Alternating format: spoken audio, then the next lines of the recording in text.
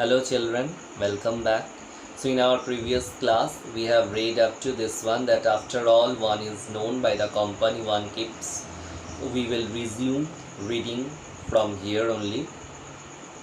So the meaning of this line is that a person is known, or a person's reputation depends upon his or her association or friends. So if you if you are having a company of bad friends, definitely people will try to avoid you. They will not like you. On the other hand, if you are having good friends, quality friends, then people will like you. That bird has always heard the talk of robbers. He imitates them and talks about robbing people. That means the bird, it had developed the habit of imitating the words of the robbers. This one has repeated what he has always heard. That means this bird, it was living near this Rishi's ashram. That's why this bird had always heard the conversation there. That means the conversation which used to be there, the Rishi and other people who might be living in the ashrams, the way they used to converse with each other.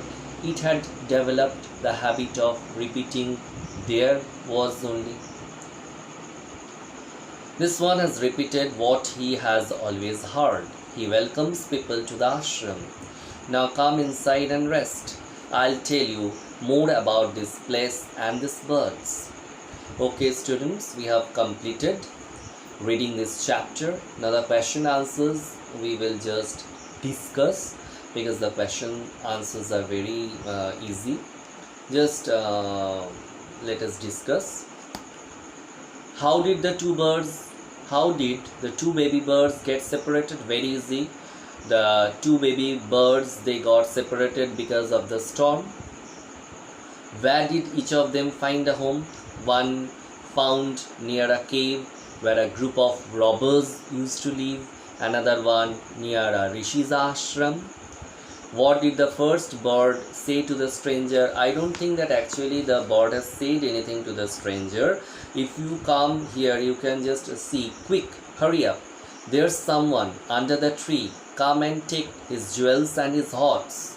Hurry or else he'll slip away. That means actually here this bird was alerting the robbers. It was actually informing the robbers that somebody is here. You can come and rob him. What did the second bird say to him? The second bird welcomed the king in the ashram.